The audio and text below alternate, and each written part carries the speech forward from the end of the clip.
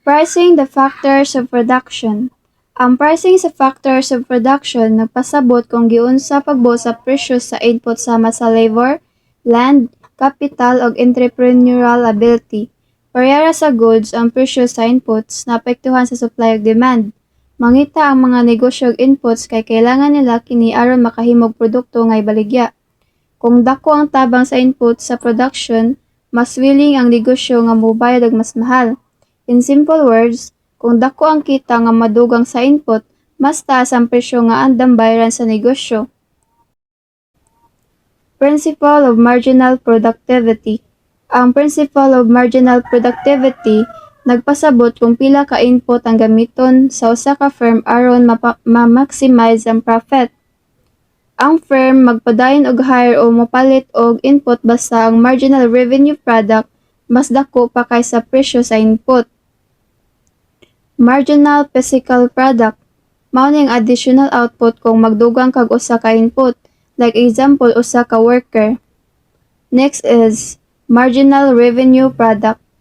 Mao ning additional revenue o kita nga makuha gikan sa additional output, like MRP equals MPP times presyo sa produkto. Decision role sa firm. Ang firm mohunong na og dugang input kung MRP equals presyo sa input. Kay kung modaw na ang MRP og mas gamay na kaysa gasto, dili na siya makadugang og profit. So in simple words, kung ang kita nga madugang pareho na sa gasto, undang na og pagdugang og input. In overall, ang presyo sa factors of production naka-base sa usa ka dako ang contribution sa input sa kita sa negosyo. Ang firm mogamit lang og input hangtod sa punto nga ang MRP pareho sa presyo sa input kay didto ra siya makabenepisyo og pinaka-profit. So now, let's talk about derived demand. Derived demand means that inputs are demanded because of the final product. Inputs are not wanted by themselves, kundi kung unsa ilang matabang sa production. For example, if people buy more chicken, farms will also buy more corn because corn is used as feed. So, the demand for corn depends on demand for chicken. Next is MRP, or Marginal Revenue Product.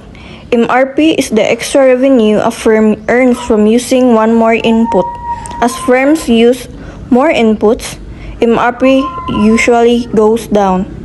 This happens because each additional worker or tool adds less output over time.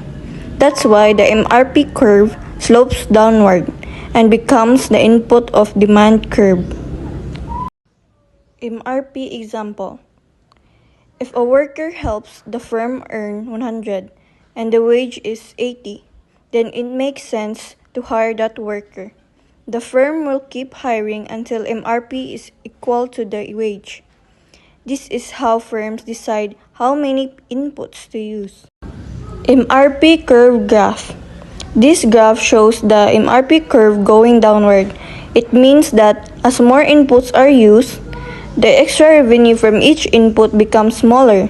Because of this, the input demand curve also slopes downward. Input demand shift. When the demand for the final product increases, MRP also increases. This causes the input demand curve to shift to the right. For example, if the price of chicken goes up, corn becomes more valuable to farmers, so they demand more corn. Now, let's talk about the land market. The supply of land is fixed because we cannot create more land. That's why the supply curve of land is vertical. Even if demand increases, the quantity of land stays the same. So what increases is the rent of land. So, this is the example graph of land market. If a new university is built in a city, more people will want the land in that specific area. Since land is fixed, rent increases instead of quantity. This explains why land prices rise in high demand areas. Economic rent is the payment above what is needed to keep a resource in use. Usually, mo apply ni sa land because its supply is fixed. For example, if a landowner earns 3,000 pesos in rent, but ang minimum acceptable is 1,500 pesos. If imo ning ikuan minus ang landowner earns, which is 3,000 pesos minus 1,500 pesos, then the economic rent is 1,500 pesos. So, capital. Capital refers to inventory or stocks of plants, equipment, and other generally durable productive resources. Determination of rent. Rent is determined at the point where demand and supply intersect. Since supply is fixed, rent depends mainly on demand. At the equilibrium point, a certain quantity of land is used. A specific rent. Determination of rent. Rent is determined at the point where demand and supply intersect. Since supply is fixed, rent depends mainly on demand.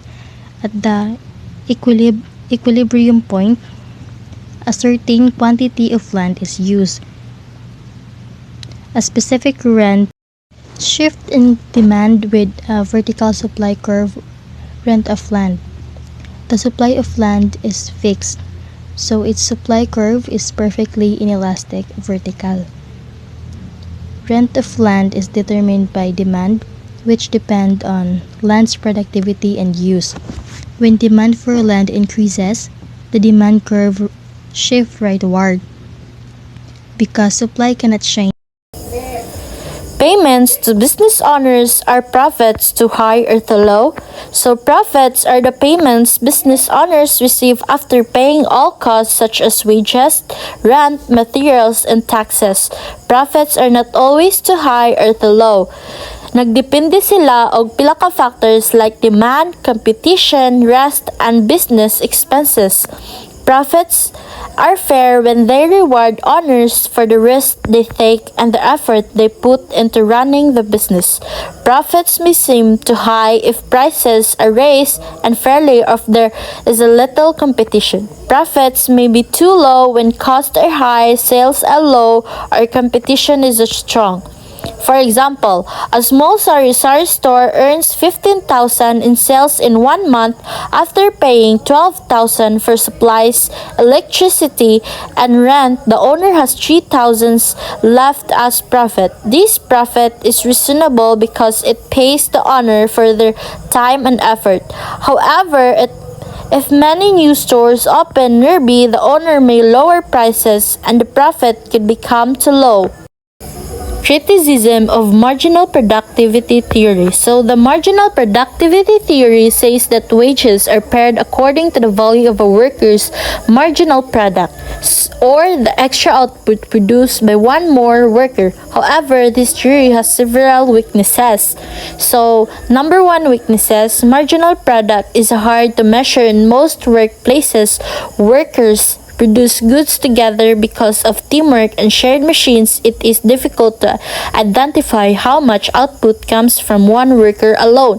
Number two, unrealistic assumption of perfect competition. The theory assumes many employers and workers with no control over wages.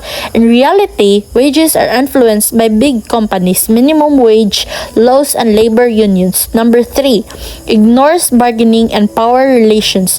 Wages are often decided through negotiation, not purely by productivity. Employers may have more powers than workers, especially when jobs are scarce. Number 4, does not consider social factors. The theory ignores workers' basic needs, living wages, and fairness, which are important in real-life wage decision. Number 5, assumes full employment. The theory works best when everyone who wants a job can find one. During unemployment, wages may fall even if productivity does not. For example, in a bakery, 5 workers produce 200 loaves of bread per day. When a 6th worker is added, total output becomes 220 loaves according to the marginal productivity theory. The 60 workers should be paid based on the value of the extra 20 loaves. However, in reality, all workers share the same ovens and tasks, so it is difficult to say that the extra 20 loaves are produced only by the new worker. Also, the worker's wage may be fixed by minimum wage laws, not by productivity alone. This passage argues that the common idea that each factor of production is paid according to what it deserves, based on each marginal productivity, is incorrect. Payments go to owners, not to the productive resources themselves, and owners may not always deserve what they receive. Also, an input's marginal revenue product, or MRP, does not measure effort because MRP changes depending on how much the input is used or due to diminishing returns. Therefore, MRP cannot be treated as a moral measure of what any factor should earn. The passage also explains the marginal productivity theory does not judge what is fair or unfair in income distribution. It is simply an economic tool that helps explain how production is organized in both capitalist and socialist systems.